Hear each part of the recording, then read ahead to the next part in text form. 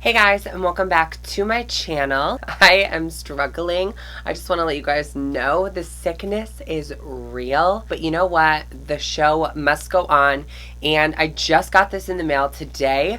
This was something that I ordered off of Colourpop's website, and I wanted to test it out for you guys on camera, and that is the Colourpop No Filter Foundation. So I picked this up in the shade Light 70, and I'm just going to read you what the website says that it does. And this is a $9 foundation. I mean, it's a little bit over $9. It's like $9.60, but it's still an under $10 foundation. But this is what the website claims. It says oil-free, buildable, full coverage foundation was formulated with soft blurring pigments to give you a natural matte finish. No filter needed. We are going to test this foundation today. We are going to see if it's going to, do exactly what it says. This review/wear test isn't going to be as long as normal ones I've done in the past, only because I am filming this video a little bit later in the day. Mama is a 9 to 5 work day, honey.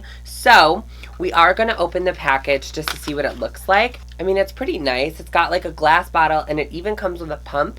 So, I mean, that's better than some of these high-end foundations. MAC. I think that the bottle is cute. It's nice. I picked up the shade Light 70. My Ulta doesn't carry the foundation, so I kind of just went on a whim with picking the color. I wanted something a little bit more on the yellow side. I noticed that there were some pinks, and maybe I went too light. Maybe this will be perfect. Looking in my viewfinder, though, it looks like it's like really yellow and really tan. I'm really hoping that that's not the case. To really test the durability of this foundation, we are going to do everything the same as we would normally wear or apply our foundation. And I'm going to prime first. I have been using the Nor Porblum Prime Essence. This is from Touch and Soul.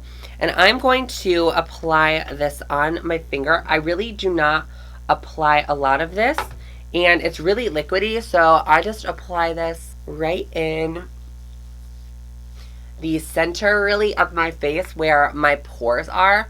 I used this morning when I was getting ready for work, and I was like, pores? I don't even know who she is. This made my skin extremely smooth, and I really liked how my foundation wore on top of it. But because it is winter time and I need a little bit more hydration, especially because this is a matte foundation, we are going to go in with my Guerlain primer. I've literally used this more than halfway up, and it's so expensive. Zach got it for me, so I have to kind of find a different primer I love. But I'm just going to take one pump on the back of my finger, I guess, and we're just going to go over my face and just make sure everything is moisturized. As you guys can see, I am in my new filming location. Like I said in my last video, it'll probably be a month before everything is like how I want it to be. I just moved into the space yesterday, so things are still a little bit of a mess, but I just wanted to let you guys know we are in a all-white filming space. So I actually have 2 different filming locations in this one room, so I'm so excited for that. But back to what we're actually here for.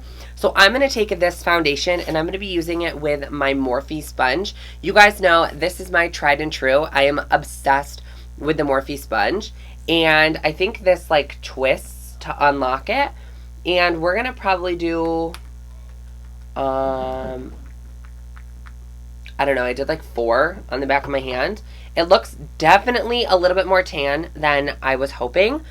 We're going to see if we can make it work. It is extremely runny, though. Do you guys see that? Whoa. So let's see how well this works. So I'm going to start just on my cheek area like I normally would.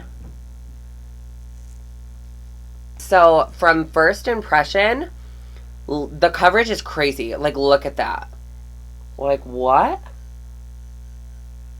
The color is definitely a little bit darker than what I was anticipating, but you know what? I could definitely go on and order a different one. It is a very, very, very affordable foundation, so it's not going to break the bank if I decide to get a lighter shade. But as for first impressions of this foundation, I have went in with no more foundation. This is just legitimately spread across my face so easily. I have put legitimately no effort in. Do you see how much coverage this is giving me. Like, what? I just don't want there to be too much excess on my actual face, because that's when it really starts to cake up and you don't really get to see how well the foundation performs. And I applied definitely more than I would have liked to, but I mean, this is a first impression and review, so I didn't really know what to expect. I mean, it was a $10 foundation. I was really expecting no coverage at all, but as you guys can see, she is full coverage. I'm just extremely impressed. I am a little bit upset about the color. It is just a tad too dark. I mean, my viewfinder may be making it look a little bit darker than what I'm actually seeing, because in person, like in front of all these lights, it doesn't look as bad as how it's showing up on the actual viewfinder. At first glance, this foundation does live up to that really full coverage claim, which is something I was a little bit concerned about when I put it on the back of my hand and it was a little bit more on the runny side. I have had the L'Oreal Infallible, the 24 up to 24 hour wear foundation. That one is super watery, but it also is very, very, very full coverage and lightweight. I honestly probably wouldn't go in with as much as I did. I did like 4 pumps on the back of my hand, which is a lot, but I really didn't know what to expect. So I think next time I would only probably do 2, but that covered my entire face and all the way down my neck, which I think is nice. It feels super lightweight on the skin. Yes, it is still definitely a little bit tacky. So this is definitely not one of those foundations that's going to dry down for you and you won't have to set it. I always, always, always set my foundation with powder. So that is something we are going to do after we put concealer on. But as first glance, without setting it, without adding any more coverage from concealer, this does look really, really, really nice. And I am definitely impressed. So what I'm going to do is I'm going to go ahead and apply my concealer and my powder. And we're going to come back. We're going to apply some bronzer on top of it just to see if it blends together nicely on top of the foundation or if it kind of goes a little bit patchier. I kept everything really constant. I used the 2 concealers that I always use and the same powder that I always use. I didn't want anything to be different besides the actual foundation so we could see how well it actually does perform. I am going to use some bronzer and blush just to see how this blends on top of the foundation, if it takes any of it away, if it, is patchy or anything. So we're going to, remain constant. I'm going to be using this bronzer, Sunny Honey, from the Too Faced Natural Face Palette. And I'm going to be using this on a Morphe M527. It's just a big paddle brush. So I'm going to go ahead and just start bronzing my face up, just to give me some warmth to my skin. We're not going to contour with this shade. I'm not really noticing any difference from my normal foundation I've been using. To clean up a little bit, I just like to take the actual sponge and just go right underneath my actual contour, and that just cleans it up just a little bit because I'm a little sick today, so I'm a little bit sloppier than usual. And to contour, I'm going to be using the Cover FX palette. I'm going to be using the contour shade in the palette. The contour and bronzer blended out smoothly. There was no patchiness. There was no catching. I mean, it is still as nice as it normally is. I am going to go ahead and apply a blush, though. I just want to, test the waters. And we're going to be using the same Too Faced Natural Face Palette. We're taking the middle shade, and that is Pink Sand. And I'm going to be using it on a Sigma large angled contour.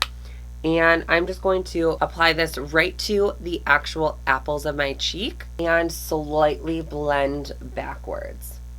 So as for the actual foundation, I mean, it does look pretty nice. Now, this is at first application, so we are going to wait some time and see how well it wears throughout the next couple of hours before I decide to take it off. It is 5:39. I know it is a little bit later than I would like it to be, but around 10 o'clock, I'm going to come back and we're going to see what this looks like after a couple of hours of wear and see how well it still holds up. So I will see you guys at around 10 o'clock to give you guys my final thoughts on this Colourpop foundation. Okay guys, so I am back. It has been a couple of hours. I didn't wait till the full 10 o'clock. Honestly, I'm so sick and I just really just want to take NyQuil, and crawl in bed. So we did wait 3 full hours though. I mean, it is 8:48. And I mean, overall, my skin does still look really, really good. If you guys are seeing like these marks right here, they're just from my glasses. There's not been one foundation that I can wear my glasses and not have like these marks. It did break up a lot on my actual chin, and I'll zoom you guys in to show you. But the reason it's missing so much from my chin is because I was sneezing. As gross as that sounds, I was sneezing and I was having to like blot the wetness off my face. So that is why there is a major like disappearance in the foundation here, and a little bit on my nose just because I had to blow my nose. Sorry guys. I didn't spray any setting spray on it or anything, and I probably could go in with a slightly more hydrating primer. But I mean, overall my skin doesn't look horrible. I am under a bunch of lights and an HD camera, but I don't think it looks horrible. It's definitely, like I said, extremely dry in this area of my face. Do I think it's worth the money? I mean, it is $9. Would I repurchase? Definitely. I'm definitely going to get a lighter shade just because this one is a little bit too dark for me. I do want to try it on a more long wearing basis, like for an 8-hour workday or on like a weekend when I have errands to run. I definitely want to see how it holds up then, and when I'm not sick and I'm not constantly touching my face, because that I think is a little bit unfair to the foundation itself, because that's going to really take away your foundation. If you're touching your face, you're wiping your face, all of that. I mean, I would definitely agree with the matte finish. It is definitely an extremely matte foundation.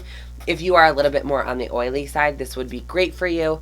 I am definitely more normal to oily. I definitely wouldn't say that I am very oily now. I'm definitely combo skin. So it does pick up on a little bit of my dryness in my skin, especially because it's winter time. But for summer, I think this foundation could be like amazing. So I hope that you guys enjoyed my review on the Colourpop No Filter Foundation. And if you guys did, definitely give the video a thumbs up. And don't forget to subscribe. That button will be down there. I will also link my last video right here. Stay on the channel, have a couple laughs, learn a couple of makeup techniques, and I will see you guys all in my next video. Bye guys. And hopefully I'm not sick. We'll just keep our fingers crossed.